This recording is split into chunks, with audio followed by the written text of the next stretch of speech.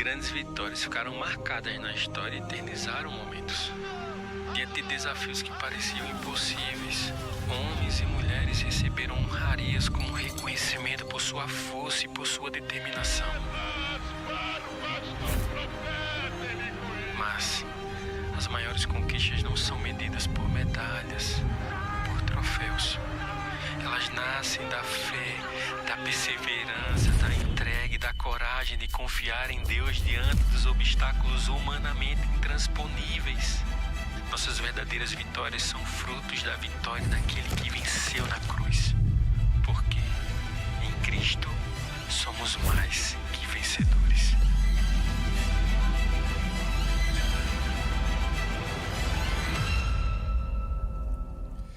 Graça e paz em nome de Jesus. É um prazer ter você conosco aqui essa noite. Você que acompanha pelas redes sociais, que bom ter você conosco.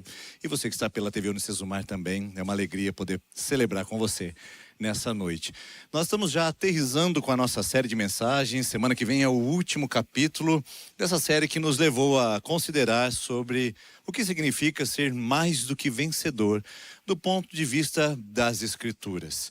Hoje eu trouxe para você um personagem bastante particular para mim, porque ele tem uma participação especial na minha história.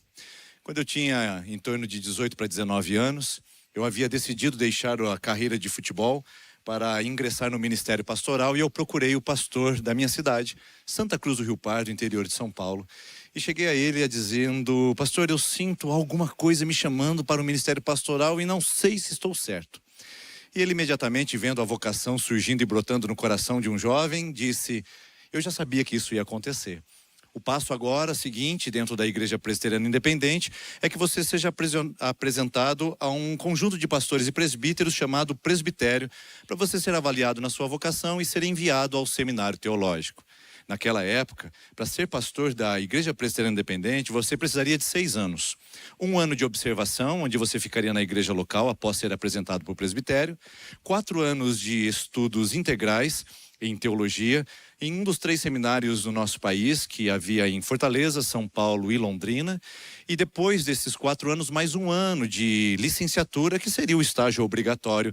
E então, no 7º ano, começaria o seu processo de ordenação, assim como pastor.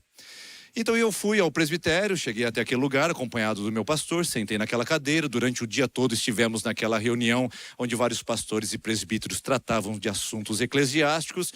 Eu voltei embora com ele na Kombi da igreja e a gente veio conversando feliz da vida, porque eu estava agora efetivamente dentro do período de observação para ir ao seminário. 1 ano me separaria no projeto de estar em Londrina estudando o tão sonhado curso que me faria e me tornaria pastor. No final do ano, nós voltamos ao presbitério, depois de 11 meses de preparo, e me apresentei ao presbitério dizendo que eu havia cumprido todas as observações, participando da igreja, atuando durante aquele período. Já havia pedido, inclusive, demissão do trabalho que eu tinha como caixa de uma loja de confecções, para no ano seguinte ingressar no seminário. Foi aí que o presidente do presbitério me trouxe uma notícia que me deixou profundamente frustrado. E quase que esse pastor que vos fala não estaria aqui, caso não houvesse uma insistência em relação à permanência no ministério. Ele disse da seguinte maneira: Denis, você não foi apresentado ao presbitério. E eu disse: pastor, eu estive aqui, junto com o pastor. Nós participamos da reunião. Ele disse: pois bem, o seu pastor não entregou nenhum documento apresentando você como candidato oficial. Você só participou da reunião, mas ele esqueceu de te apresentar. Resultado, iniciei ali mais 1 ano de preparação. Então a formação que seria de 6, agora seria 7. E no 8º ano eu estaria pronto para ser ordenado. Quase que eu desisti. Quase que eu desisti se não fosse as palavras encorajadoras e também perseverantes da minha namorada, na época, que hoje é minha esposa, que me incentivou a dar mais um passo e a continuar. E que aquilo fazia parte do processo. Embora eu confesse para você que para mim de processo não havia nada. Eu comecei a chamar aquilo de politicagem, de perseguição, de disciplina, tudo menos processo, porque para mim não me cabia aquele movimento. Era só um documento, ora as bolas. Agora, olhando para esse recurso, olhando de trás para frente, eu vejo como um personagem chamado Josué foi bem interessante nesse procedimento, para que eu pudesse aprender que processos fazem parte para chegarmos à vitória. Entre a promessa de Deus e a concretização dela, existem processos. Então, para ficar mais fácil, para você conseguir participar comigo dessa mensagem de uma maneira mais interativa e ativa, eu gostaria da sua ajuda. Entre as promessas e as vitórias concretizadas, existem os... Isso, vamos mais uma vez. Entre as promessas estabelecidas e a vitória concretizada, existem os... Mas quem gosta dessa palavra? Quem curte processo? Só na área jurídica, por exemplo, eu vou estabelecer um processo jurídico. Você diz, já era. A gente tem dificuldade com procedimentos. Posso te dar um exemplo mais atual? Eu digo que na nossa geração, ou nós estamos vendo as pessoas murcharem, ou a gente está vendo as pessoas incharem. Por um lado, as canetinhas emagrecedoras, por outro lado, as bombas sendo democraticamente distribuídas. Não tenho nenhum problema em reposição hormonal, acompanhada de médico e de uma boa estabilidade nutricional. E também não tem nenhum problema em uma dieta, ou também com acompanhamento médico, com o uso de sistemas emagrecedores. O problema é que o uso indiscriminado disso faz com que uma pessoa tenha resultados imediatos apenas pelos resultados. Pula-se os processos. Pula-se o processo de adaptação nutricional, de uma boa atividade física, porque o que eu quero é o resultado. O verão está chegando e em 4 meses eu quero estar no shape. Um shape que dura apenas o período das férias. Para depois, ao abster-se do uso novamente dos emagrecedores, o corpo reage novamente entregando a falta de disciplina. Porque foi construído sem processo. A mesma coisa do outro lado para alcançar resultados musculares mais rápido. Deixa-se o processo de nutrição, deixa o processo de disciplina. E quem é que gosta de ficar fazendo carga progressiva e aumentando o esforço?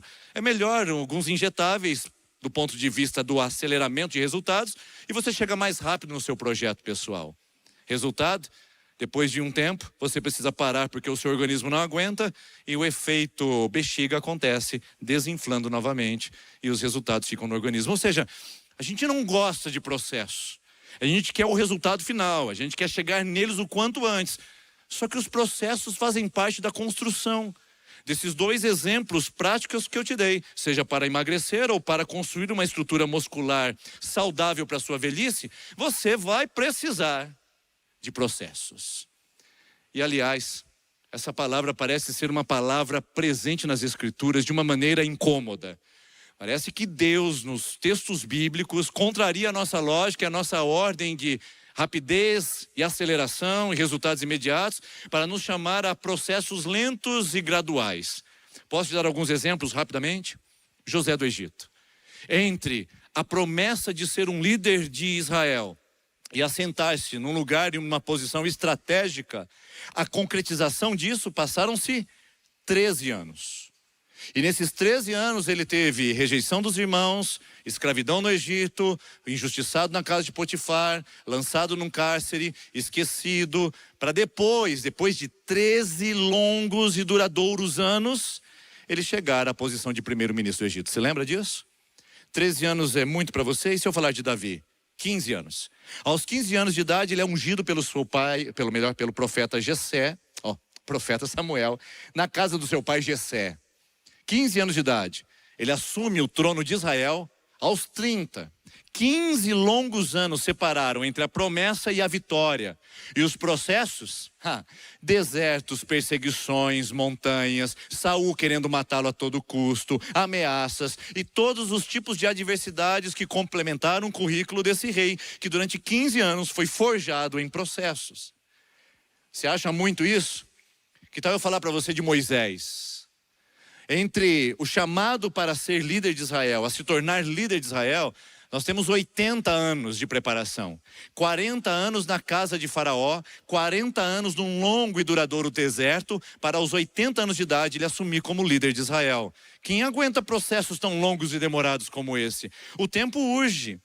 E o tempo é rápido e acelerado. O que você imagina de um jovem de 19 anos que é pego de surpresa numa palavra? Você deve esperar mais um ano. Mais um ano! O mundo vai mudar em um ano. As coisas vão passar em um ano. Eu vou perder minha oportunidade em um ano. Não é assim que você pensa também? O que seria 10, 15, 20, 40 anos? Do ponto de vista bíblico, chamamos de processos.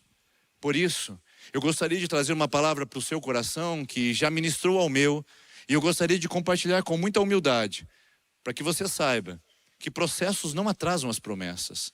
Na verdade, os processos fazem parte delas. Eu vou repetir para que você entenda. Processos não atrasam as promessas de Deus. Se você achava que ia chegar àquele lugar, que você estava a ponto de alcançar e não alcançou, não significa que eles atrasaram. Significa que os processos fazem parte da construção. O problema é que quando a gente entra nesse lugar, nesse ambiente, nós automaticamente entramos num processo de descendência. Nós começamos a fazer uma curva para baixo. E eu vou chamar isso de degraus descendentes que nos levam até a desistência. Deixa eu mostrar para você como acontece. Você sabia que, assim como eu, estava a um passo de conquistar o que você gostaria. Você estava a uma esquina de distância para você chegar no lugar que você sonhava. A celebração estava quase ali. Você estava com a mão na taça para dizer, é a minha vitória. Quando de repente alguma coisa te empurrou para mais longe. Você achou que agora as questões financeiras iam se resolver. Quando de repente mais uma veio e desmontou seus projetos. Você achou que tinha sido curada. Quando um diagnóstico médico mostrou que você precisa estender o tratamento por mais algum tempo. Você achou que o seu filho, enfim, conquistou a liberdade e a autonomia indo para a faculdade. Quando de repente ele volta para casa e você precisa ainda se adaptar a mais um tempo com alguém dependente de você. Ou seja, tantas coisas que você olhava e já planejava, de repente mudaram de configuração e você chegou na escada descendente. O primeiro degrau dessa escada é a decepção. Porque você imaginou, arquitetou e se iludiu.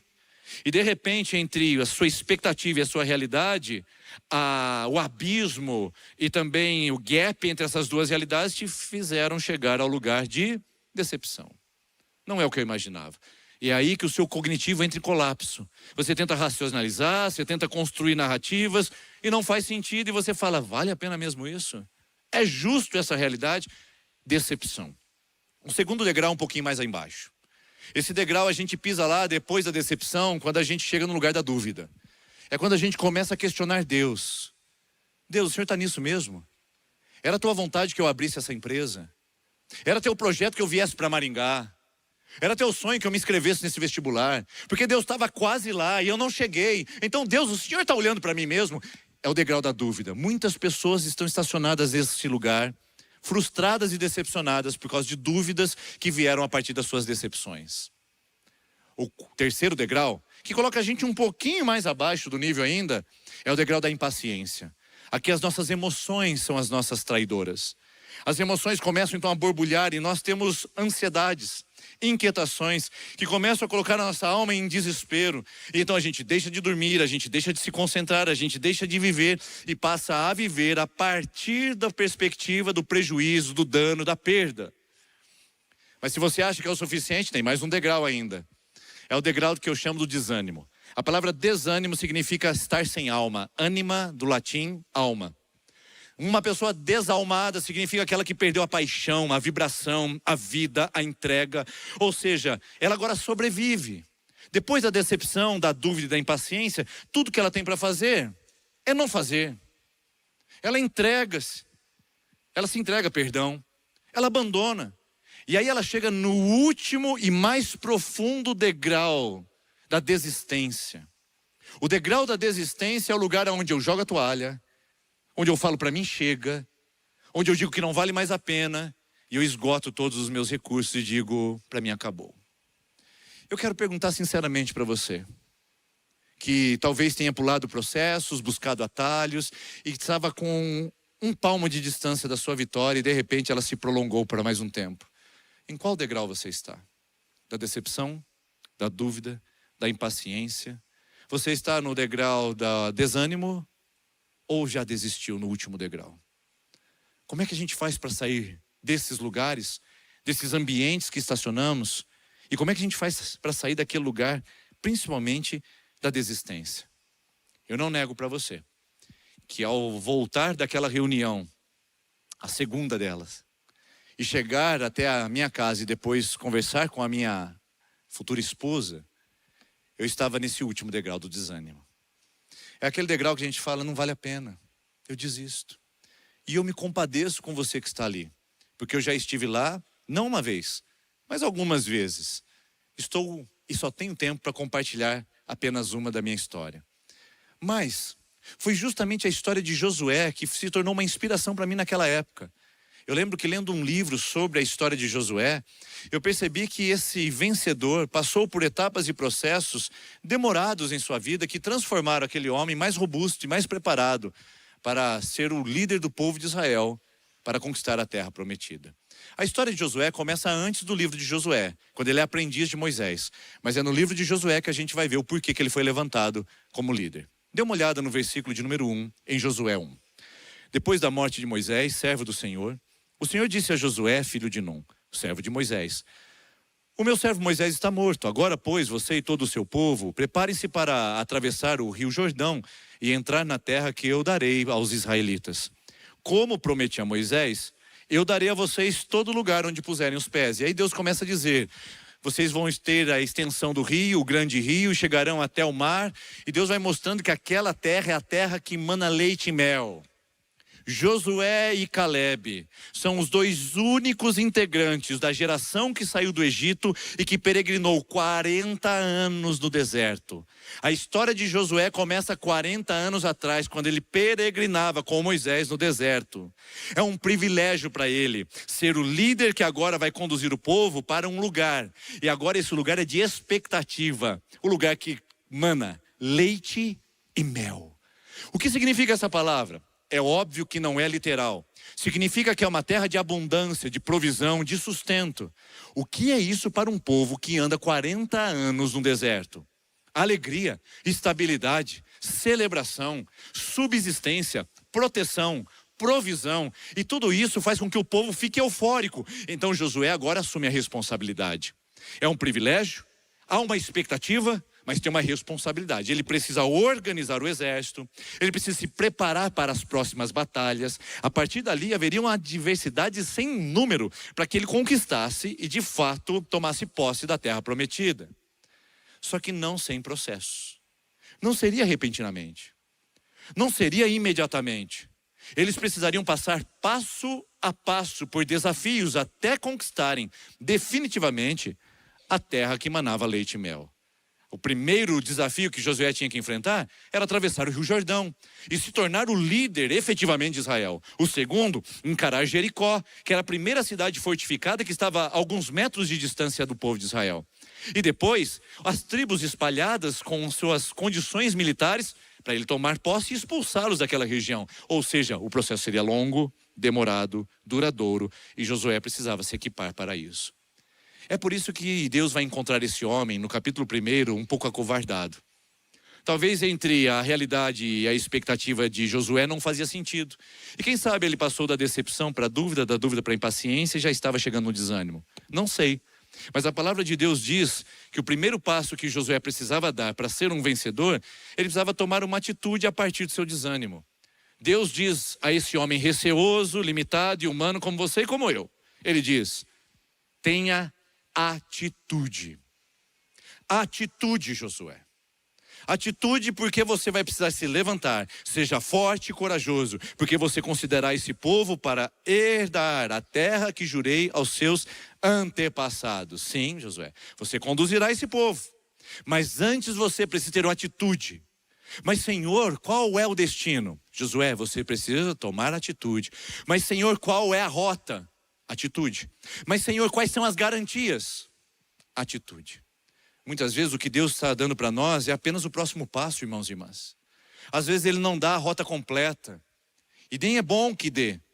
Imagine só, se Ele contasse para mim tudo que eu passaria no ministério para chegar até hoje e estar aqui pregando para você. Se Ele contasse lá aos 19 anos: Denis, eu estou fazendo isso, depois eu fazia aquilo, depois eu fazia aquilo outro, depois eu fazia aquilo outro. Eu falo: Senhor, muito obrigado, estou voltando para o futebol. Agradeço a vossa mercê, mas isso não é para mim. Como que eu passei por isso? Passando porque era o próximo passo, era a próxima alternativa. Atitudes que nos colocam em movimento e que faz com que a gente descruze os braços e deixemos de ficar na atitude passiva e vitimista, dizendo: é culpa do mundo, é culpa do mercado, é culpa da política, é culpa da minha família, é culpa dos meus ancestrais.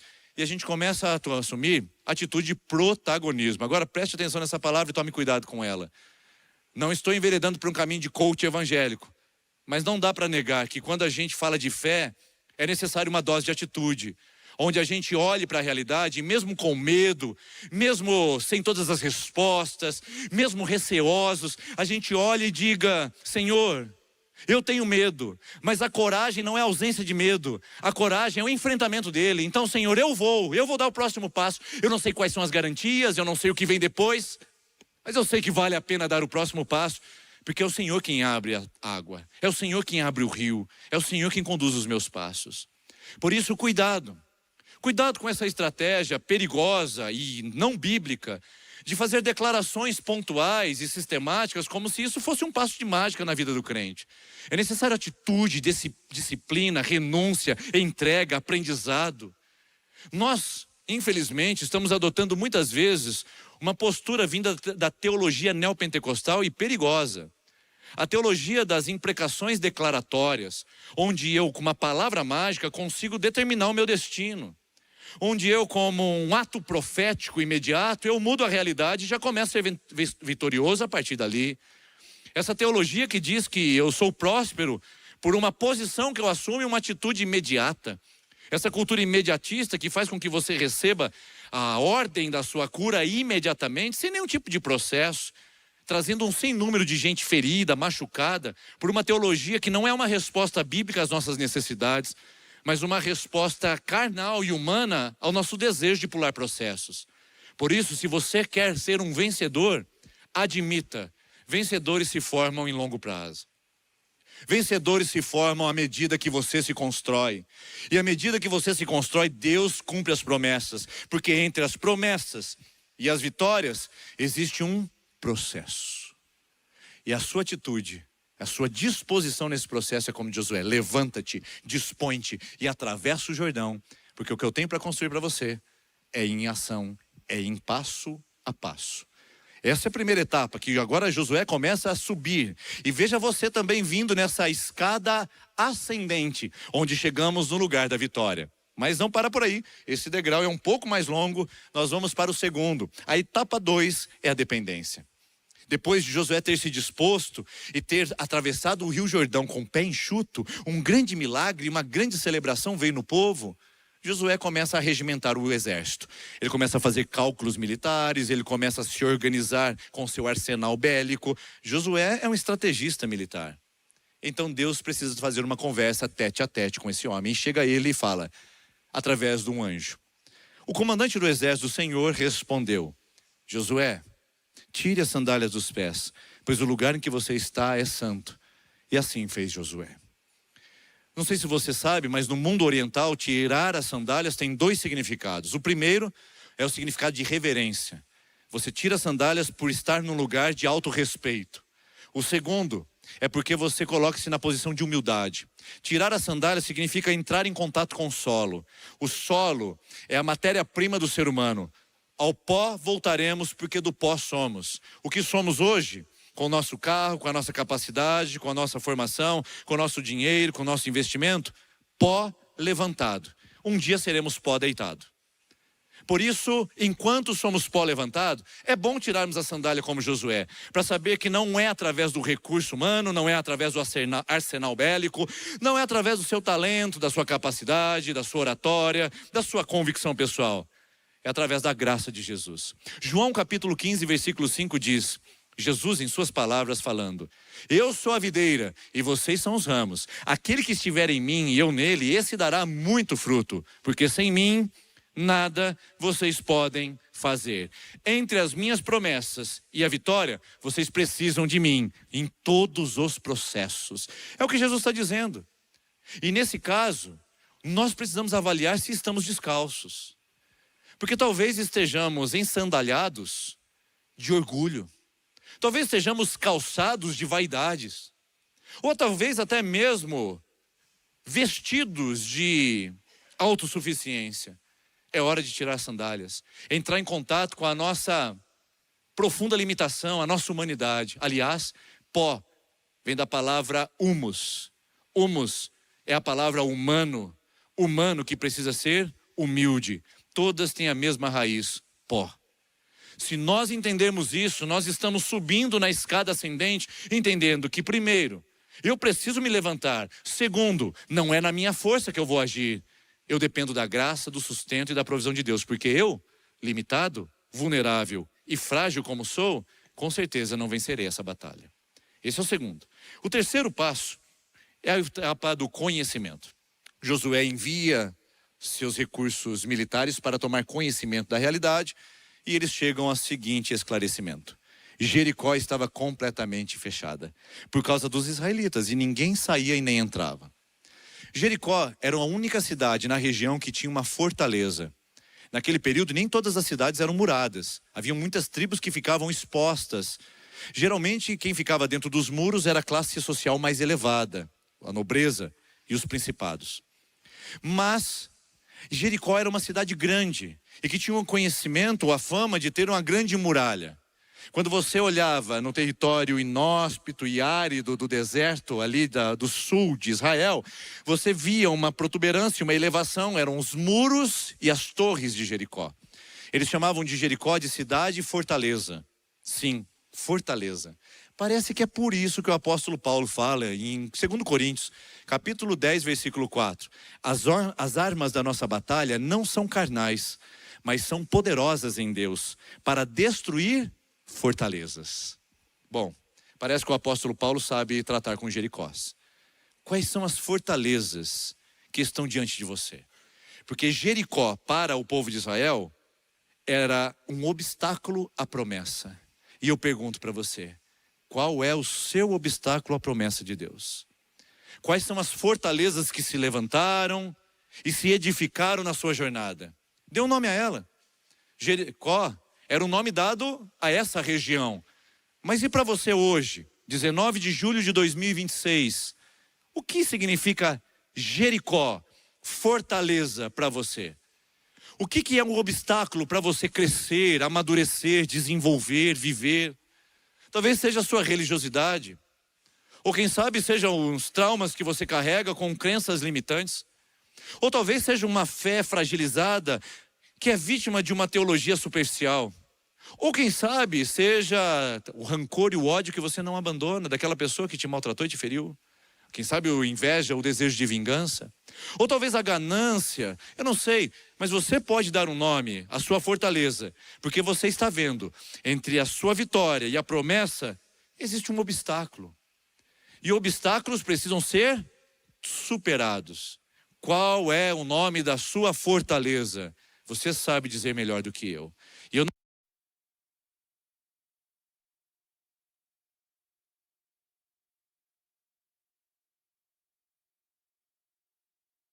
Fortaleza se chama isso. É aí que a gente precisa chegar. Porque o segundo movimento aqui é que existem muralhas nessa fortaleza.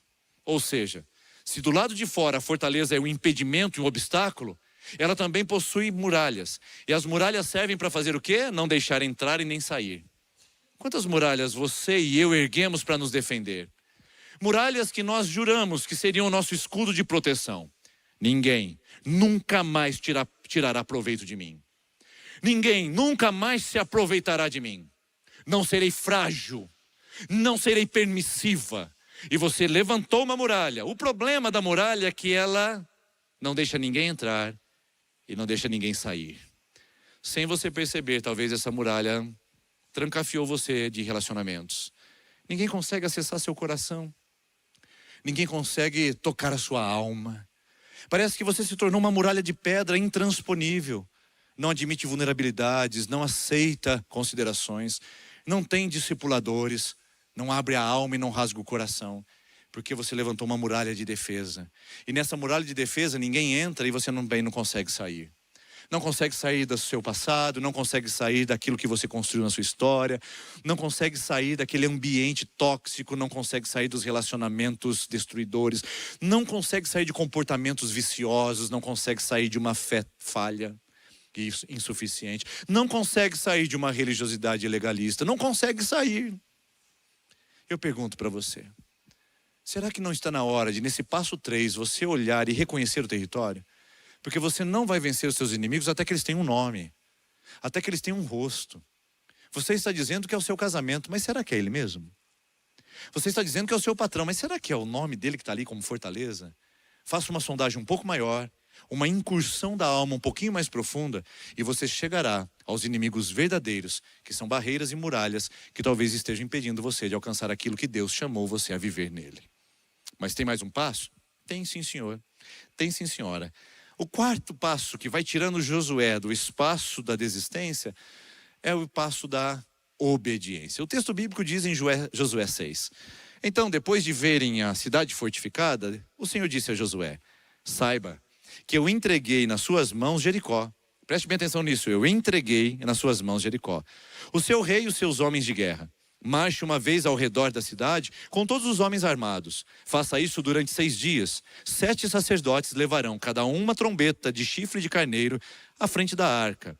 No 7º dia, marchem todos 7 vezes ao redor da cidade. E os sacerdotes toquem as trombetas. Quando as trombetas soarem um longo toque, todo o povo dará um forte grito. O muro da cidade cairá, o povo atacará, cada um do lugar onde estiver. Veja só, que o processo agora exige obediência. Obediência. O texto diz algo interessantíssimo. O texto fala que Deus disse a Josué: eu te entreguei Jericó. Eu já te dei. Perceba bem, em que tempo verbal essa palavra se encontra? Eu te entregarei no futuro? Eu te entrego no presente? Estou tentando te entregar num gerundismo insuficiente? Não, eu te entreguei. Isso aqui, na literatura hebraica, é muito importante, porque se trata de uma sentença profética. Uma sentença profética significa que, embora ela não tenha acontecido fisicamente, ela já aconteceu espiritualmente. Quando Deus diz no passado o que ainda não aconteceu, Ele está dizendo: já está pronto, já está preparado. Então Josué não precisava mais fazer argumentações ou dizer: Senhor, deixa eu arrumar o exército. Senhor, deixa eu preparar o arsenal. Senhor, vamos trabalhar juntos. Eu vou preparar aquelas bolas de fogo. Nós vamos atacar essa cidade. Nós vamos fazer um movimento de destruição das portões. Nós vamos derrubar os muros. Não, não, não. Deus diz: eu já entreguei. Ou seja, Josué, tudo que você precisa fazer agora é obedecer. E aí Josué diz: Deus, diga-me então o que eu devo fazer. É aí que vem a incoerência.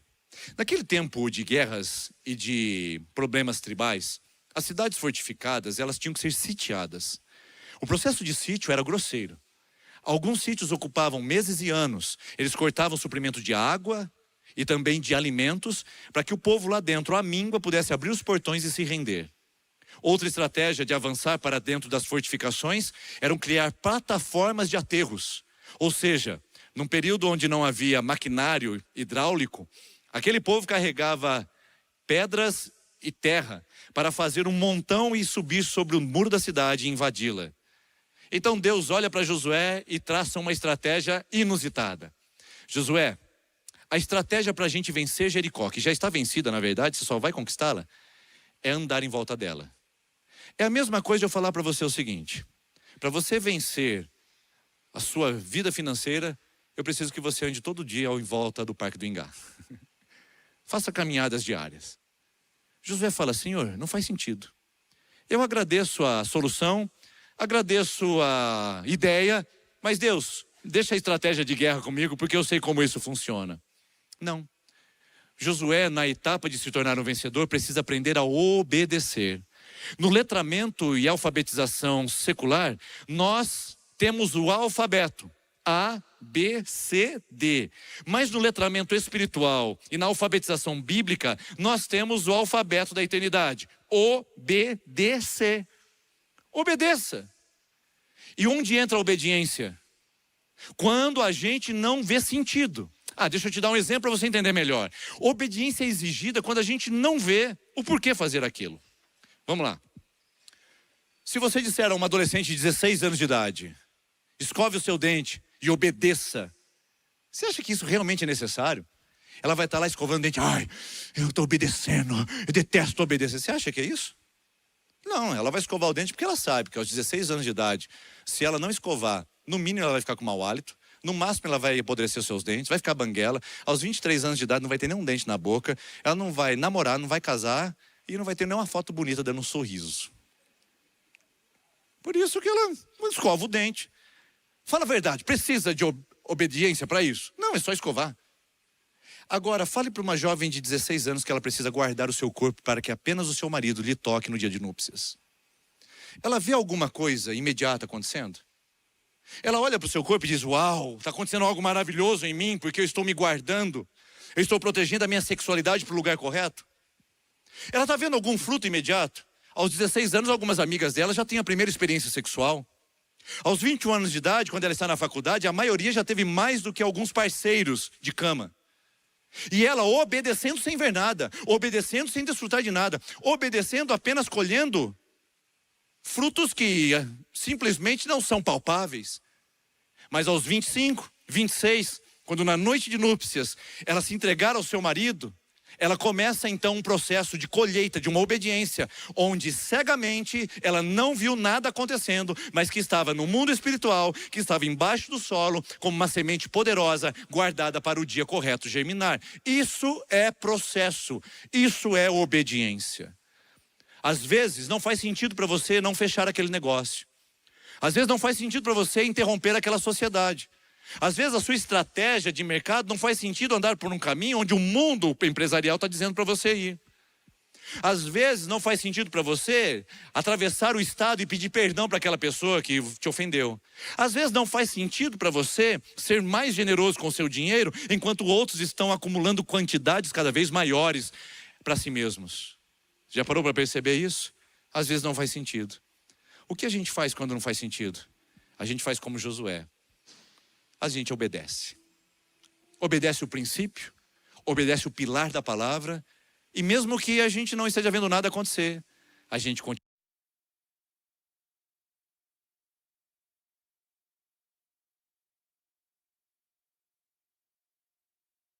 Cedo na manhã seguinte, os sacerdotes levaram a arca do Senhor. Os 7 sacerdotes que levavam as trombetas iam adiante da arca do Senhor, tocando as trombetas. Os homens armados iam à frente deles. E a retaguarda seguia a arca do Senhor, enquanto as trombetas tocavam continuamente. No segundo dia, também rodearam a cidade uma vez mais e voltaram ao acampamento. Durante 6 dias, repetiram aquela ação. 6 dias. O que aconteceu no primeiro dia? O mesmo que aquela jovem de 16 anos se guardando para o seu casamento. Nada. O que aconteceu no terceiro dia? O mesmo daquele empresário andando na contramão do mercado corrupto. Nada. O que aconteceu no sexto dia, às 23h59, quando eles foram dormir? Nada. Por isso que é fé. Por isso que é perseverança. É a gente andar às vezes como Søren Kierkegaard, que é um filósofo dinamarquês, filho de pai pastor do século XIX, declarou para que a gente aprendesse: a fé é um salto no escuro. Eu ando, eu me movimento, eu encaminho a minha vida e às vezes eu só ando e não paro a minha jornada, porque nesse degrau para viver como um vencedor, a perseverança é item necessário e indispensável. A sua muralha intransponível e invencível, ela começa a ruir a partir da sua perseverança. Continue andando, porque as muralhas caem, mas elas caem somente ao 7º dia. E o 7º dia sempre chega. Chegou para Israel e certamente chega para você. Veja o último passo, que é o passo de fé e é o passo do 7º dia. O texto diz: no 7º dia, levantaram-se ao romper da manhã, marcharam da mesma maneira, só que agora 7 vezes ao redor da cidade. Foi apenas nesse dia que eles rodearam a cidade 7 vezes. Então, ao todo, eles rodearam 13 vezes a cidade. Na 7ª vez, quando os sacerdotes deram um toque de trombeta, Josué ordenou ao povo: gritem! O Senhor entregou a cidade a vocês. Quando soaram as trombetas, o povo gritou. Ao som das trombetas e do forte grito, o muro caiu. Cada um atacou do lugar onde estava e tomaram a cidade. Aqui nós temos a história de vitória. Aqui nós temos a promessa concretizada. Mas entre a promessa e a vitória, nós temos o processo. E o 7º dia chegou depois de um longo e duradouro processo na vida de Josué. O texto diz que foi no 7º. A palavra 7 nas escrituras tem um significado especial. Não é místico, não é cabala judaica e não é numerologia, irmãos, pelo amor de Deus. E nem é horóscopo. Aliás, crente não é de horóscopo. A gente não é de Virgem, a gente não é de Áries, a gente não é de Câncer, a gente é de Leão. Leão da tribo de Judá. Amém? Então, por favor, não fale de horóscopo com seu irmão evangélico. Nós não acreditamos nisso. Agora, 7 na Bíblia tem um número e um significado especial. Porque todo o alfabeto hebraico é construído por números. As letras simbolizam números. Então 7 e 40 são palavras interessantes. 6 também. Mas 7 significa totalidade, completude, perfeição. Quando nós falamos em 7, significa ciclo completo, finalizado. Escute a palavra e grave ela. Consumado. 7 é a palavra consumado. Veja bem que no 7º dia, com 7 sacerdotes, com 7 trombetas, com 7 voltas naquele dia, o muro cai. Por isso Josué coloca o povo de Israel dentro do 7, do consumado de Deus, da obra de Deus. Mas isso me faz empurrar a teologia para um lugar muito mais privilegiado, porque eu não estou andando em voltas às cegas 6 dias sem a vitória. Eu não estou andando como alguém que vai conquistar alguma coisa no futuro. A palavra de Deus diz em Romanos 8:37, vocês são mais do que vencedores por meio da cruz de Cristo, por meio daquele que amou vocês. Ou seja, não é algo que eu vou conquistar, é algo que eu já tenho. E eu não estou andando às cegas e a esmo 6 vezes ao redor de alguma coisa. Eu não preciso pegar um óleo de unção e andar 7 vezes ao redor da minha empresa para ela dar lucro e prosperidade. Eu não preciso fazer mandinga gospel com qualquer tipo de ato profético para dizer que Deus está movendo na minha casa. Eu não preciso fazer despacho evangélico para de alguma maneira algumas pessoas acharem que aquilo está construindo alguma coisa de Deus na minha vida. Eu não preciso de 6 dias, porque eu já estou no 7, eu já estou nesse lugar, eu já estou no ambiente de vitória, porque a palavra de Deus mostra nos 4 evangelhos que quando Cristo foi elevado à cruz do Calvário, de acordo com Colossenses 2:15, o texto diz o seguinte: e tendo Cristo exposto os principados e as potestades, tendo Cristo destruído as Jericós celestiais, os expôs publicamente a vergonha na cruz, triunfando sobre eles naquele lugar. Na cruz, Cristo nos dá vitória. Na cruz, Cristo nos coloca nessa posição de mais que vencedores. E nos 4 evangelhos, Jesus diz 7 palavras na cruz. 7, pode contar. A partir do momento que ele é crucificado, de Mateus a João, são 7 frases. E sabe qual é a última? Está consumado. Tetelestai, não tem mais o que ser feito. O que Jericó era no Antigo Testamento, o que Josué fazia pelo povo, como Yeshua, o nome Josué significa Yeshua em hebraico, Salvador, Jesus em hebraico. O que esse Salvador fez o povo, ou fez com o povo, os colocando ao redor daquela cidade e os levando a uma terra prometida, Jesus fez por você. Jesus fez por mim, através da cruz e da sua ressurreição. Nós não seremos mais que vencedores. Nós não precisamos rodear a terra prometida. Nós já a temos. Jesus já nos colocou no 7º dia, o dia do descanso, o dia da salvação. Ele é o Yeshua verdadeiro. Ele é o Salvador verdadeiro. O seu casamento ou o final dele não diz a regra. A sua empresa ou a falência dela também não é a regra. A sua saúde ou a perda dela não é a regra. O que é a regra é que nós estamos no 7º dia em Cristo, salvos, guardados, protegidos e vitoriosos. Aleluia, aleluia, aleluia. Nós estamos em Cristo e somos mais do que vencedores por Ele. Depois de 1 ano esperando, eu fui para o tão sonhado seminário. Mas qual foi a minha frustração depois de 4 anos de seminário? Que aquele 1 ano de espera me ensinou muito mais do que aqueles 4 anos de teologia. Não que a teologia fosse desnecessária, pelo contrário, ela fundamentou. Mas sabe o que aconteceu naquele ano de espera? O meu pastor, vendo a minha tristeza e o meu desânimo, perguntou se eu gostaria de liderar uma congregação que a igreja tinha construído um novo templo, num bairro muito carente da cidade de Santa Cruz do Rio Pardo. E eu disse sim. E indo àquela congregação, eu encontrei um grupo de 7 pessoas apenas. Congregação com uma boa estrutura, com templo e também com salas infantis. E eu disse, eu vou trabalhar aqui. A igreja tinha uma Kombi, lembra a Kombi que eu andava com o pastor para a gente ir às reuniões do presbitério? Pois é, às vezes eu podia usar a Kombi, às vezes não podia. E 12 quilômetros de distância da minha casa para a congregação não eram impedimentos para um jovem de 19 anos. Eu pegava a minha bicicleta, e minha esposa está aqui, lembra desse período, quando ela, preocupada comigo naquele tráfego de estrada que eu precisava pegar para chegar na congregação, eu ia mais cedo, visitava as famílias, os visitantes, tomava banho naquele banheiro do fundo da igreja e me preparava para o culto da noite. Até aprendi a tocar violão em dó, ré, mi naquele ano, porque a igreja não tinha ninguém para tocar. Então eu fiz 3 notas e já comecei a cantar na igreja. Imagina o desastre. Mas aprendi. Aprendi a tocar violão. Aprendi a pastorear gente. Aprendi a lidar com gente que tem a vida como um sofrimento constante e miséria sem número. Aprendi a lidar com a desesperança, a perda, o luto.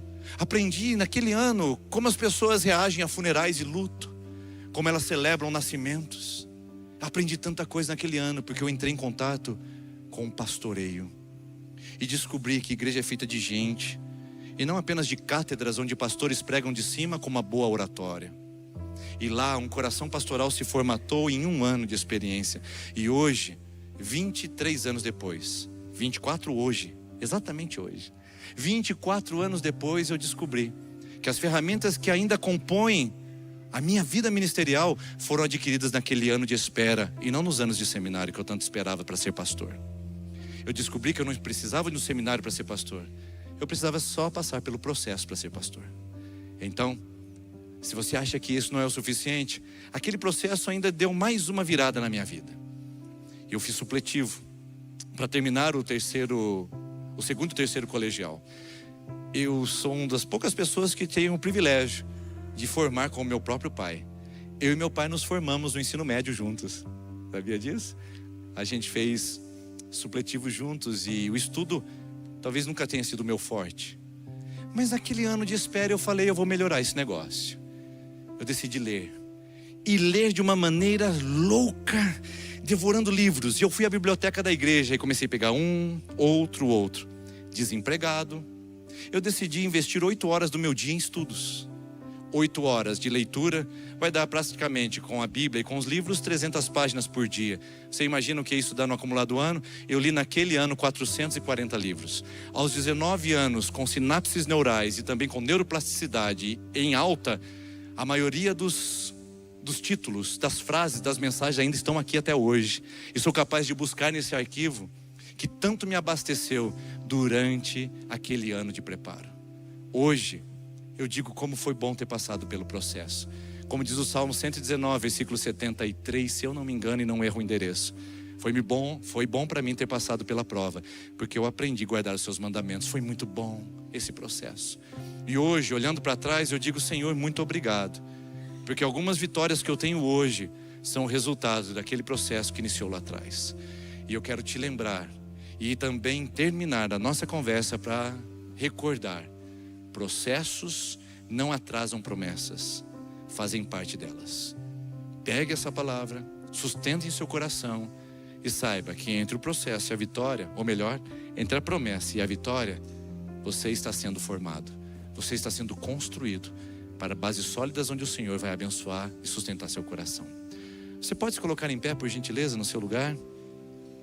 Eu queria que você desse nome à sua Jericó e também à sua muralha, mas sobretudo, eu gostaria que você pudesse saber que a vitória é certa, mas a vitória é certa por causa do Senhor.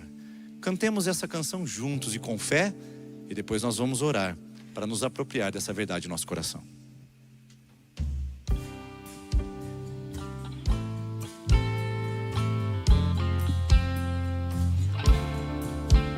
A vitória é daquele que contemplar ao Cordeiro Cristo, leão da tribo de Judá, que foi morto e com seu sangue pôde então comprar homens que com ele sobre a terra vão reinar. A vitória é daquele que o adorar, pois com ele no seu trono se assentará. Se a Jesus seguir e for por onde ele andar, no seu monte santo um novo canto entoará. A vitória do Senhor é certa, aleluia. Com o sopro de sua boca se destruirá o inimigo anticristo que não resistirá. Jesus Cristo Rei dominará.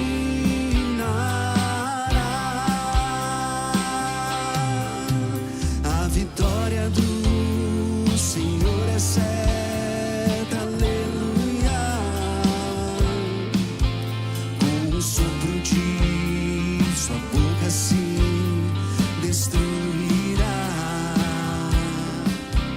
o inimigo anticristo que não resistirá. Jesus Cristo Rei dominará.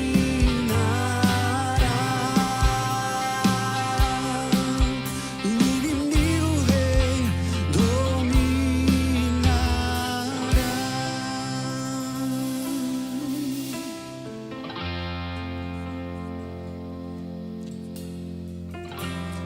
És fiel em todo tempo,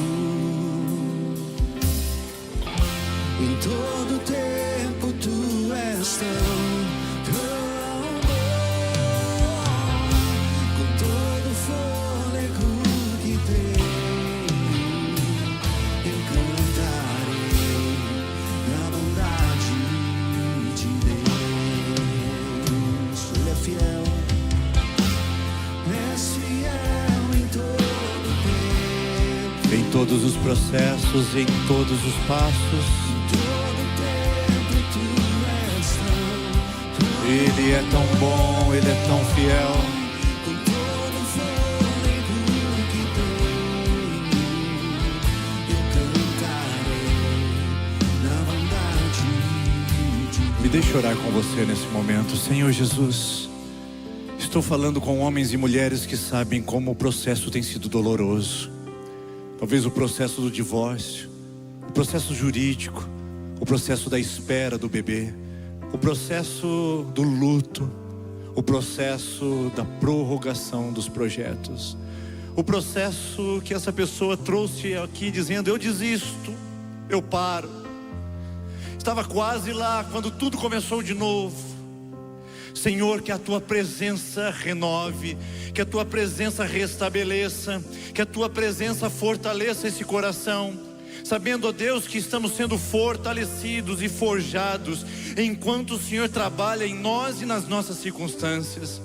E certamente o Deus que é fiel em todo o tempo, o Deus cuja bondade nos seguirá, vai nos seguir nos próximos passos, e hoje, e amanhã, e depois, e nós saberemos que estamos sendo cuidados e protegidos pela mão invisível de um Deus presente, Emanuel, e conosco, nosso Salvador, Yeshua, aquele que salva o seu povo e coloca no lugar de vitória, assentados nas regiões celestiais em Cristo, sofrendo, mas em Cristo, chorando, mas em Cristo, perdendo, mas em Cristo, lamentando, mas em Cristo, porque não é esse mundo que determina a nossa vitória, é a nossa posição no Senhor.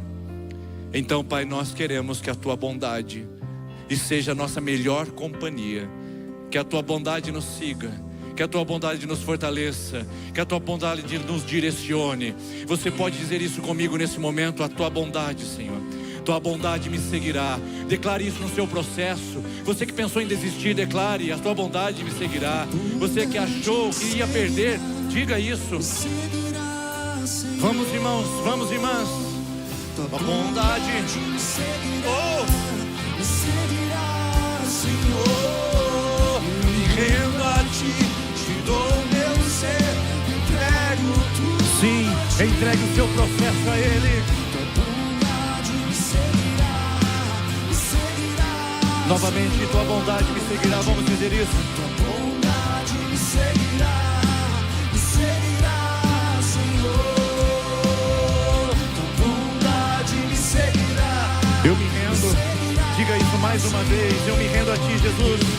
Eu entrego, eu obedeço, eu me submeto, sabendo que a tua bondade me seguirá.